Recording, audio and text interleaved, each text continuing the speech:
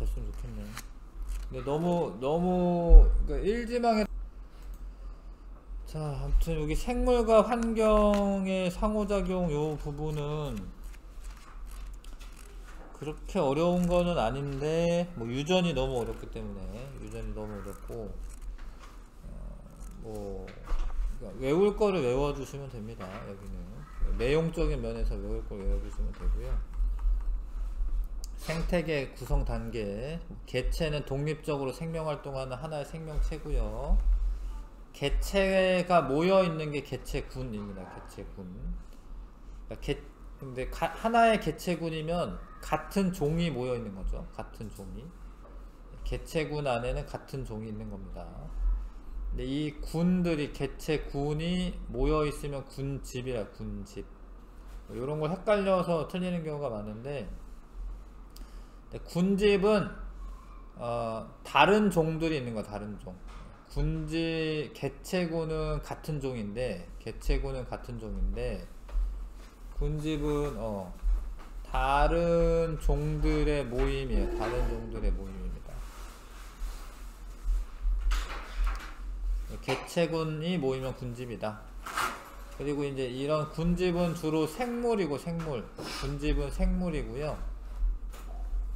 생물을 둘러싼 비생물 환경, 뭐 온도, 기온, 습도, 뭐 대기, 토양, 뭐 수분, 이런 것들하고 서로 영향을 주고 받으면서 통합된 시스템을 생태계라고.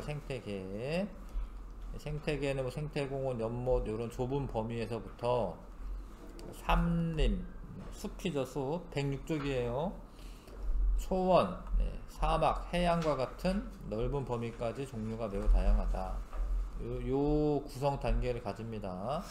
개체가 모여서 개체군이 되고, 개체군들이 모여서 군집이 되고, 이 군집과 비생물적 환경이 서로 상호작용하는 것을 생태계라고 하고,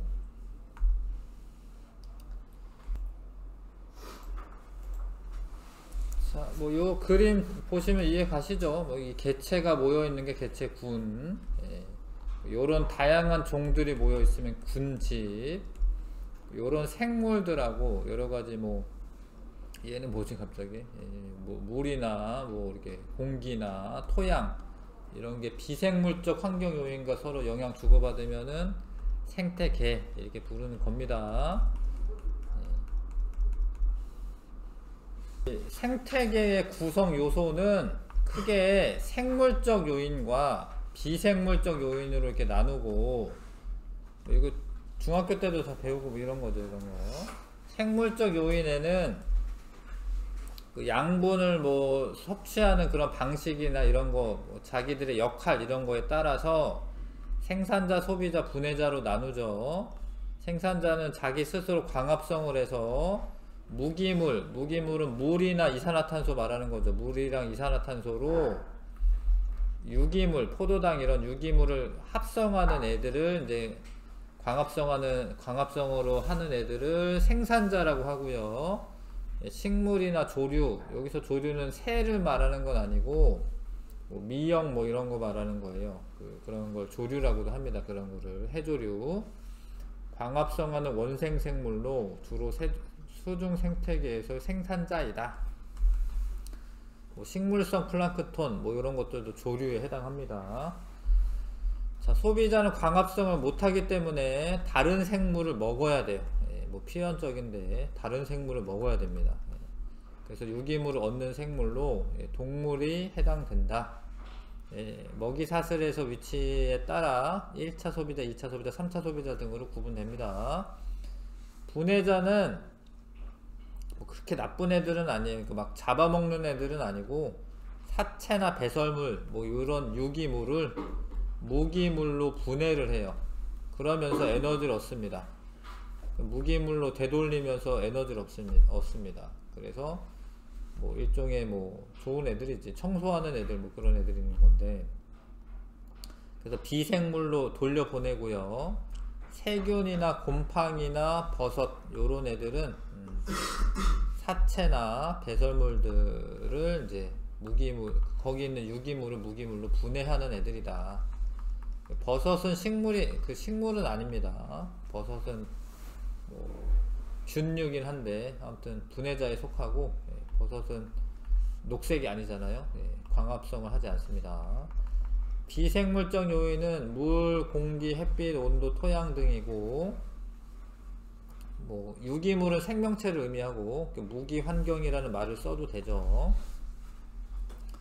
그래서 이제 얘네들에게 필요한, 생물들에게 필요한 공간, 물질, 뭐 에너지 이런 것들 공급을 하게 됩니다. 터전도 공급을 하고. 이해가시죠 다? 생물적 요인과 비생물적 요인 합쳐가지고 생태계라고 부른다.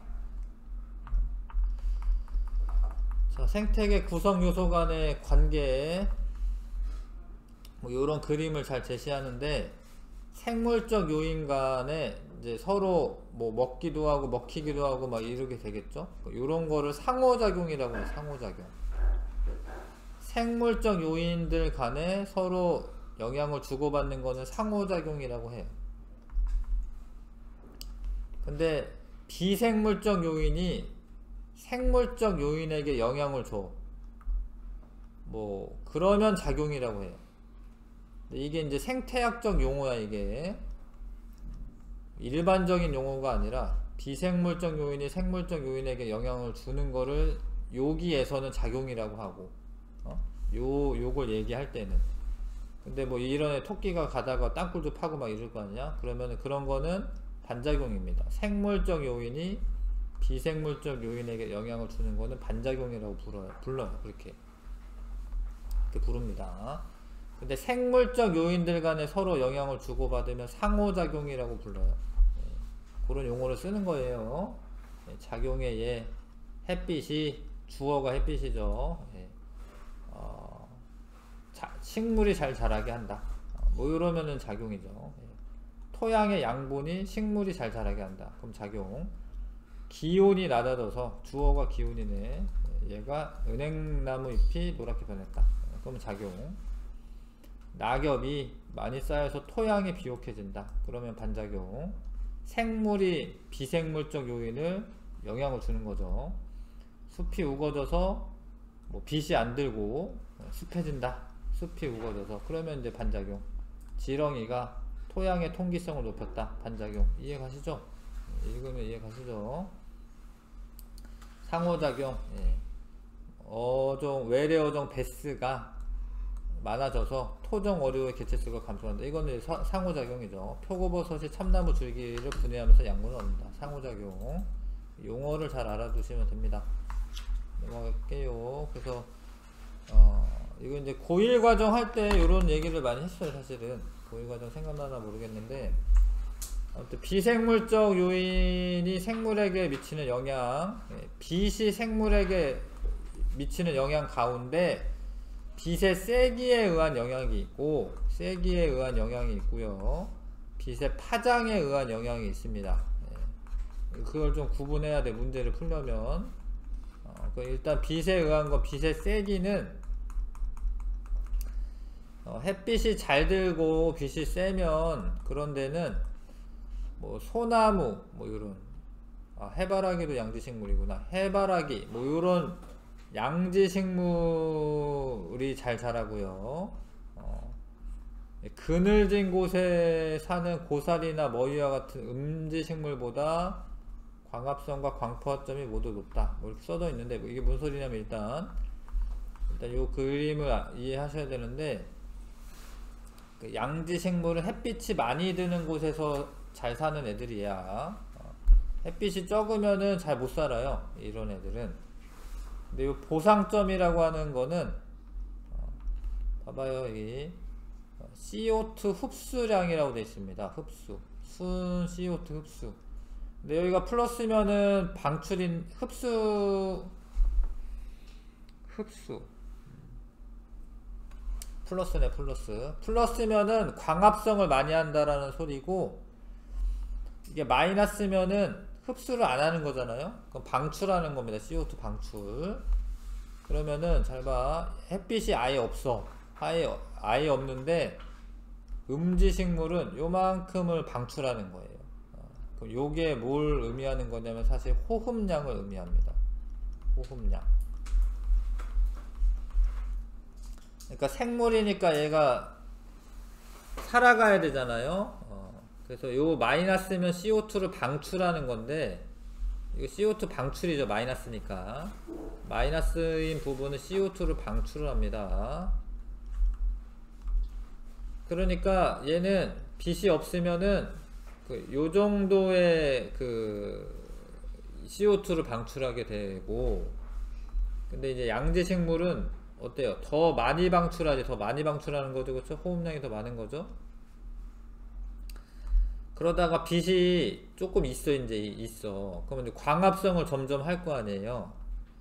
그래서 방출하거나 흡수하는 게 없을 때가 보상점이야. 보상점. 그러니까 보상점에서는 광합성량과 호흡량이 같은 지점이 되는 거예요. 이해 가실까? 옆에 보상점 써 있습니다. 보상점. 광합성으로 소모한 CO2 양과 호흡량이 같아서 외관상으로는 CO2가 출입이 없는 것처럼 보일 때가 보상점이다. 빛의 세기, 그때 빛의 세기를 보상점이라고 합니다. 그래서 양지식물은 보상점이 높다라는 거는 빛이 많이 필요하다라는 거예요. 빛이 많이 필요합니다. 얘가 빛이 많이 필요해서 요 정도 빛의 세기는 주어야지 그래도 얘가 유지를 하면 살 수가 있어요. 만약에 이 빛보다 빛이 약하다 그러면 호흡량이 광합성량보다 더 많기 때문에 얘가 잘 자라지 못하고 죽는 거죠. 빛이 안 되니까 시들시들해서 죽는데, 음지식물은 보상점이 작아요. 그래서 어느 정도 빛만 있어도 좀 살아남는 거야. 음지식물은. 그러니까 여기 실내에서 기르는 화초들 있어요. 이런 거는 빛이 별로 안 들거든요. 항상 그늘에 있잖아. 근데도 살아가는 게 음지식물이어서 그러기도 하고, 음지식물들은 이렇게 원래 세포들이 그렇게 많지가 않아. 얇아요. 얇아. 그래서 조금만 빛이 있어도 그 정도 빛이면 살아가는 겁니다. 근데 이 광포화점은 뭐냐면, 광포화점은 빛의 세기가 세진다라고 해서 무조건 광합성량이 계속 증가하는 게 아니에요. 여기까지 요거 이상의 빛의 세기면은 더 이상 광합성량이 증가되는 게 아니에요. 그래서 광포화점은 광합성량이 더 이상 증가하지 않는 최소한의 빛의 세기인데, 그러니까 최대한 광합성을 하는 거지. 요 빛 정도만 있으면 최대한 광합성을 하는 거예요. 음지식물은 여기까지만 이제 광합성이 가능하고 더 이상 안 됩니다. 왜냐면 원래 별로 없어, 세포가. 양지식물은 광합성량이 더, 광포화점이 높고요. 광합성도 더 많이 할 수 있죠. 빛의 세기가 세면. 자, 요 그림 이해하시고, 양지식물은 호흡량도 많은데 보상점이나 광포화점이 높다. 음지식물은 호흡량이 조금이고 보상점이나 광포화점이 낮다. 그렇게 이해하시고,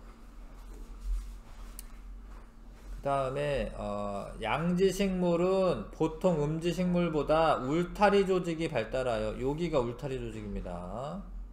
원래 울타리 조직이나 해면 조직에 있는 애들이 엽록체가 있는 거예요. 엽록체가. 표피세포 이런 건 엽록체가 없고요. 울타리 조직이나 해면 조직에 엽록체가 있죠. 울타리 조직이 발달하면 두껍지. 두껍고 양엽이라고 합니다. 그 다음에 음엽보다는 두껍다. 음지식물이 음엽보다는 두껍다. 뭐 이런 거 알고 있으시면 되고요. 자, 아무튼 빛의 세기가 잎의 두께에 영향을 준다 이거야. 빛의 세기가. 빛의 파장은 해조류가 서식하는 위치에 영향을 주는데, 파장이 있잖아요. 파장이 원래 그 애들 빨주노초 파남보 색깔이 다른 이유가 파장이 달라서 그렇죠. 적색광은 이게 파장이지. 써놓있는 게 파장이죠. 파장은 뭐야? 이렇게 한 번 진동하는데 이동하는 거리 말하는 거지. 이거 파장? 이거 파장이죠. 파장이 큰 애가 적색광이에요. 파장이 작은 애가 청색광이고. 근데 파장이 큰 애가 투과를 잘 못해요. 그러니까 한 20m 깊이까지는 빨간색 빛이 도달을 해요. 이해하십니까? 빨간색 빛은 20m까지만 도달하고, 에너지가 좀 더 많은 파장은 작고 진동수는 커서 에너지가 큰 이런 청색광은 한 100m, 100m인가? 100m는 안되네. 한 80m 되나? 아무튼 더 깊이까지 도달합니다. 근데 이 녹조류는 붉은색 파장의 빛을 주로 흡수를 해서 광합성하는 데 써요. 붉은색 빛을. 그러면 왜 붉은색으로 안 보이고 녹색으로 보이냐? 붉은색 흡수하니까 나머지는 반사를 하거든요. 붉은색을 쓰니까 녹색으로 보여요. 우리가 볼 때는 붉은색은 얘네가 쓰고 나머지 빛을 반사하니까 녹조류는 한 20m 깊이까지는 잘 자라고 더 이상 깊어지면 안 자라는 거예요. 왜냐면 파장이 없으니까, 그 자기네 쓰는 빛이 없으니까. 갈조류는 요 황색광을 주로 씁니다. 갈조류는. 홍조류는 청색광을 써요. 청색광을 쓰면은 볼 때는 약간 붉은색으로 보이는 거죠. 홍조류는 이제 김 같은 게 있고요. 녹조류는 뭐가 있지? 뭐죠? 식물을 모르겠네. 갈조류는 미역 같은 거 있는 거고요. 홍조류에는 기임 같은 게 있습니다. 그래서 하여튼 뭐야, 이거는 빛의 파장이 식물들, 식물 아니지, 조류가 서식하는 깊이에 영향을 준 거죠. 그쵸? 요런 게 이제 빛이 생물에게 영향을 주는 사례입니다. 그 다음에 1조시간은 햇빛이 비추는 시간이긴 해. 1조시간이 개화 시기를 결정해 줍니다. 개화 시기나 아니면 동물의 번식 시기. 양배추나 시금치 이런 애들은 장일식물로 1조시간이 긴 봄이나 초여름에 개화를 하고, 국화는 원래 가을에 피잖아요. 국화, 독고마리, 코스모스 이런 거겠죠. 이런 거는 단일식물로 1조시간이 짧은 가을에 개화를 한다. 햇빛이 비추는 시간에 따라서 이 개화 시기가 달라집니다. 그 다음에 닭이나 종달새는 1조시간이 길어지는 봄에 알을 낳고, 송어나 노루 이런 애들은 1조시간이 짧아지는 가을에 번식을 한다. 1조시간이 생물의 주기적인 활동의 변화에 영향을 준 거다. 이런 거를 광주기성이라고 한다. 책을 잘 읽어두시면 좋겠어요. 자, 근데 요게 좀 희한한 게 있는데, 1조시간이 식물의 개화에 영향 준다라고 했잖아요. 근데 사실 알고 봤더니 이 1조시간보다 밤의 지속 시간이 더 중요하다라는 거를 실험으로 알아내는 겁니다. 이게 잘 봐요. 지금 낮의 길이가 길죠?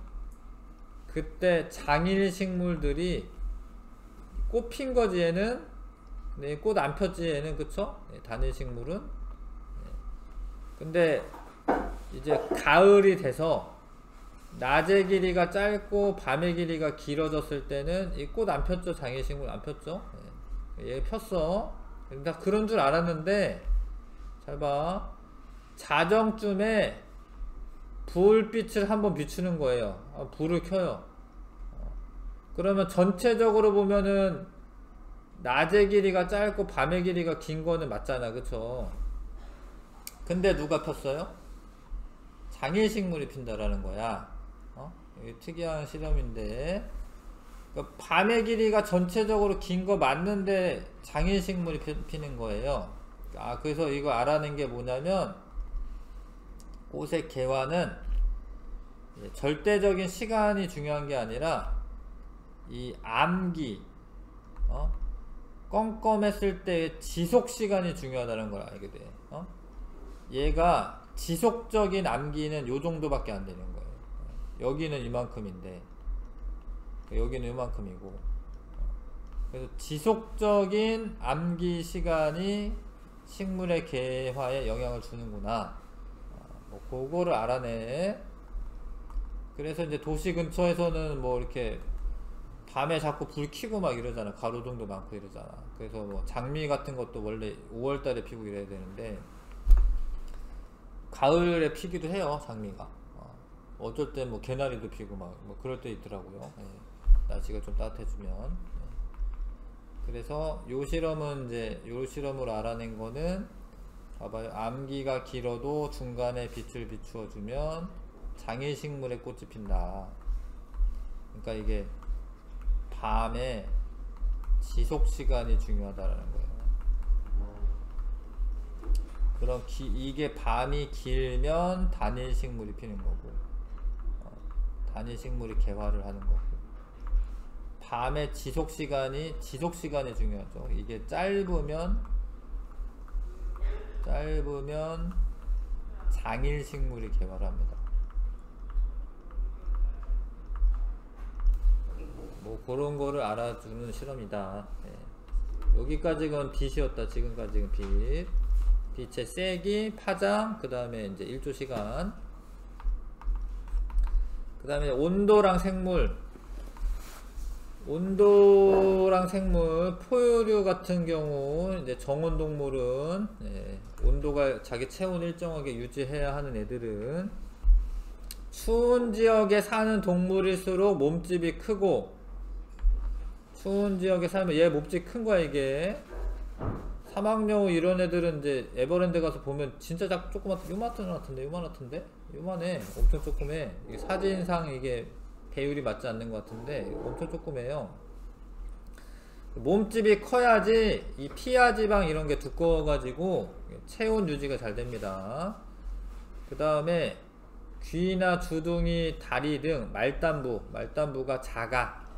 작잖아, 이게 작잖아, 얘가. 그렇죠? 근데 얘는 크고. 여기 핏줄이 많아가지고요. 여기 이제 열 방출에 유리하거든요. 귀가 크면. 몸의 부피에 대한 표면적을 줄여서, 얘 말이지. 부피에 대한 표면적을 줄여서, 표면을 통한 체열 손실을 막아 체온을 일정하게 유지하는데 유리하다. 요런 애들. 자, 그 다음에 계절형. 봄에 태어난 호랑나비는 여름에 태어난 호랑나비보다 번데기 시절의 기온이 낮아. 몸집의 크기가 작고 색깔이 연하다. 봄의 호랑나비가 여름에 훨씬 차이나네. 너무 차이나네. 여름이 훨씬 더 화려하다. 몸집이 크다. 이거는 온도가 영향을 준 거죠. 온대지방에 사는 화렵수는 추워지면은 단풍이 들어서 낙엽이 진다. 이거 온도가 영향을 준 거죠. 동백나무나 사철나무와 같은 상록수는 추워지면 잎세포 내에 녹말이 포도당으로 분해되어 잎세포의 삼투압이 높아지고 따라서 어음점이 낮아져서 잎세포가 잘 울지 않는다. 이게 약간 화학적인 것도 결합된 건데 뭐 이게 혼합물 있죠. 혼합물의 농도가 진할수록 녹는 점이 어느 점이라고 하겠네. 어느 점이 낮아집니다.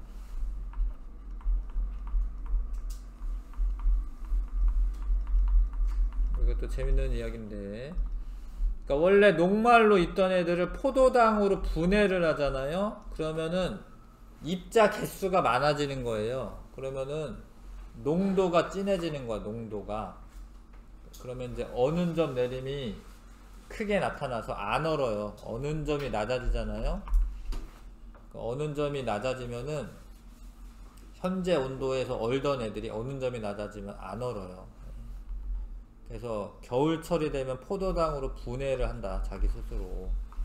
신기하죠? 식물들이 알아서. 이런 것도 다 뭐야? 온도가 영향을 준 예다. 이거는 무엇에 관한 예다. 이런 걸 알고 있으면 돼. 뭐 그런 원리보다도 이거는 온도 때문에 이런 일이 발생했다. 뭐 이런 걸 알고 있으시면 됩니다. 물하고 생물. 자, 식물은 이렇게 뭔가 물에 따라서 이제 몸을 변형시키는데, 건조한 사막에 사는 애들은 저수 조직이 발달하고 뚱뚱하잖아, 그쵸? 여기 물을 포함하고 있죠.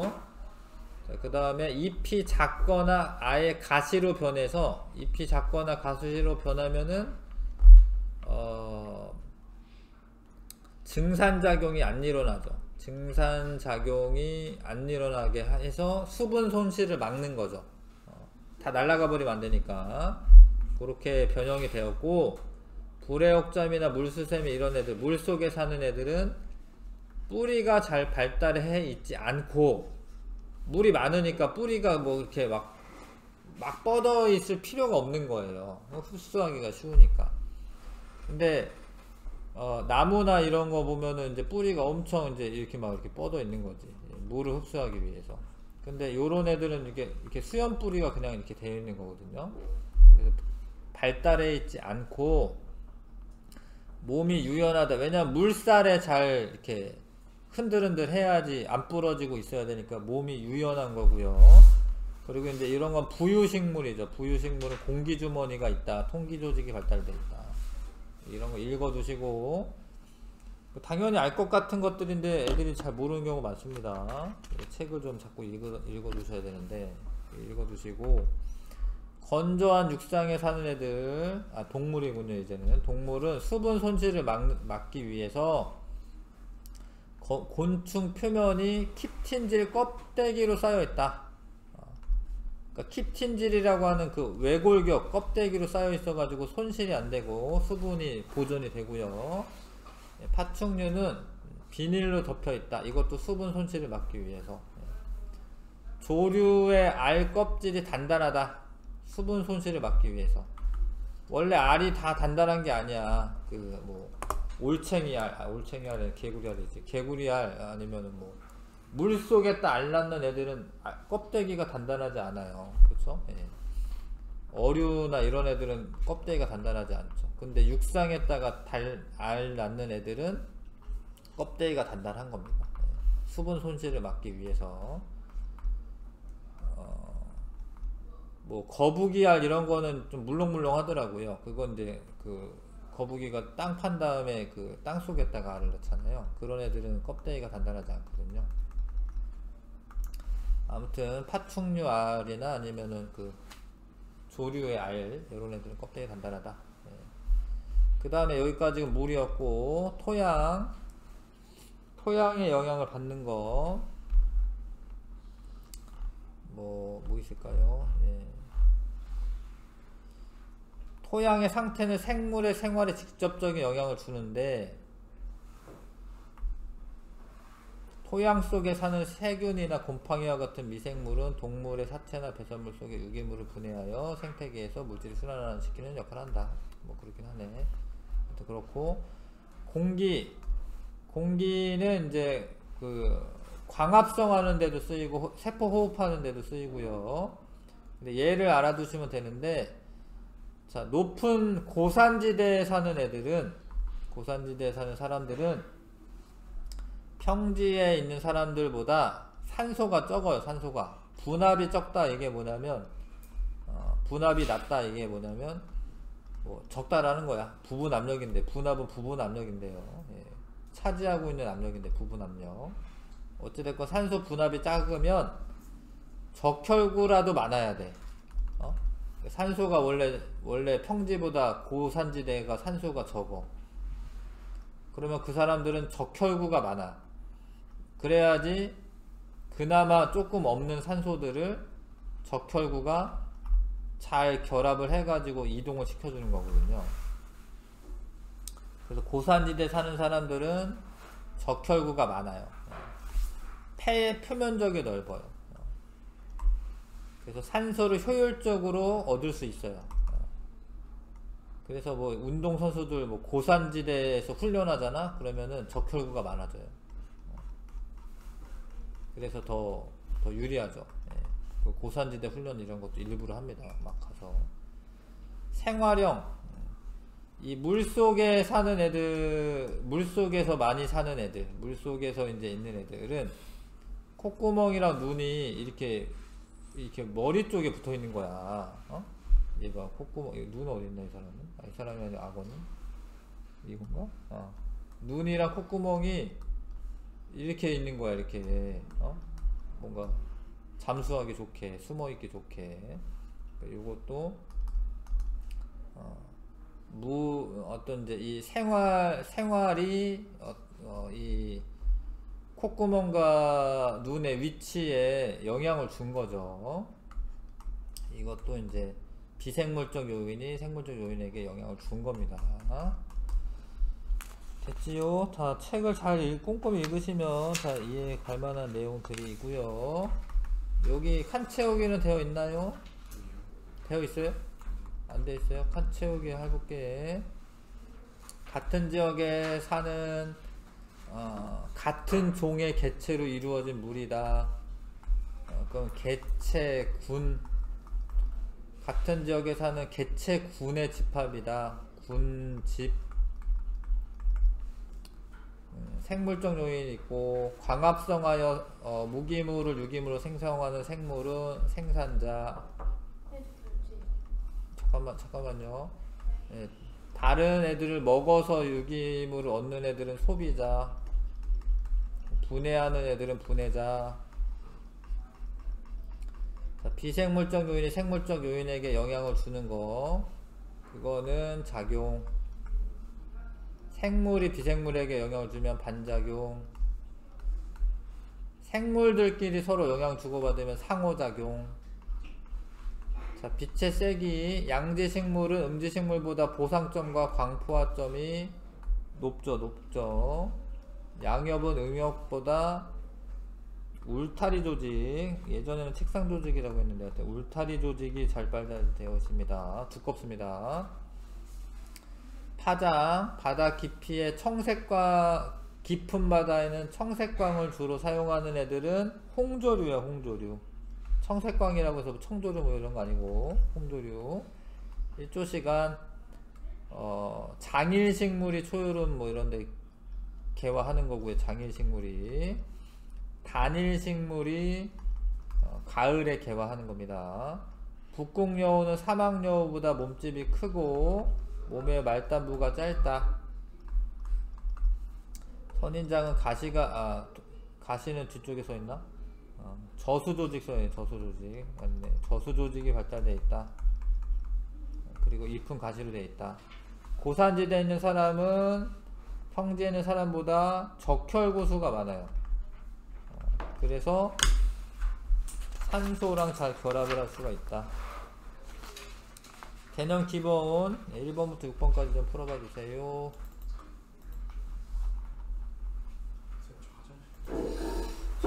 자, 맞춰볼게요. 자, 같은 종의 개체가 모이면 개체군이죠. 개체군. 여러 개체군이 모여서 군집. 이 군집과 둘러싼 비생물 환경이 서로 영향을 주고받으면은 생태계 쓰시면 되죠. 그쵸? 다음에 자, 다른 생물이 먹이를 섭취해 유기물을 얻는다. 뭐 소비자. 광합성 하는 애들 생산자. 사체나 배설물을 분해한다. 분해자. 쓰면 되고요. 그 다음에 요건 작용이라고. 작용. 생물이 이 비생물적 요인에게 영향을 주면 반작용. 요거는 상호작용이라고 합니다.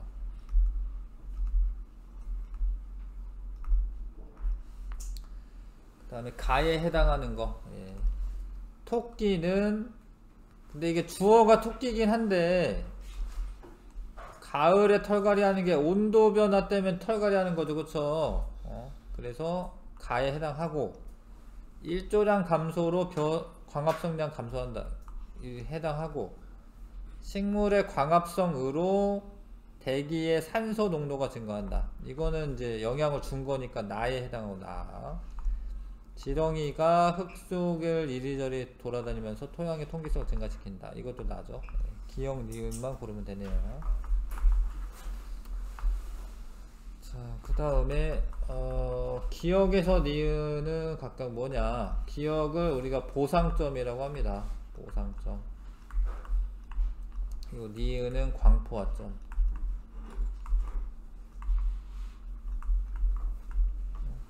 A와 B 중 빛의 세기가 더 강한 곳에서 잘 자라나는 식물은 A죠. A.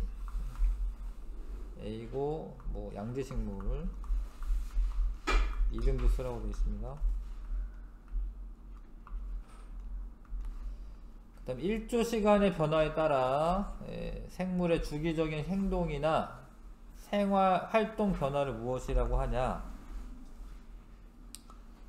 이거를 광주기성이라고. 광주기성.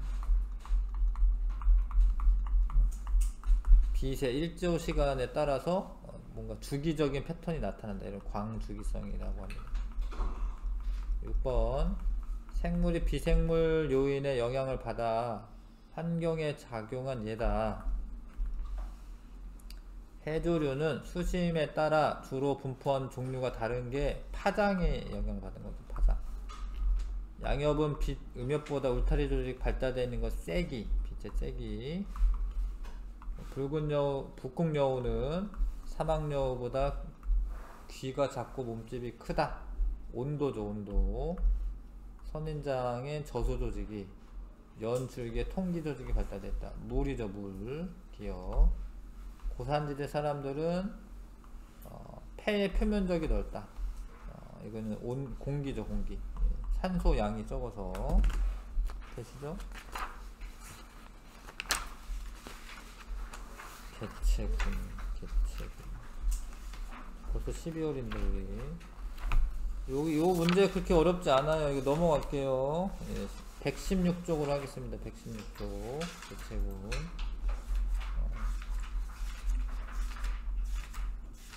벌써 12월입니다.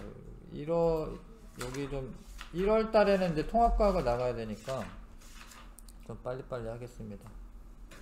잠깐 5분만 쉬었다 할게요.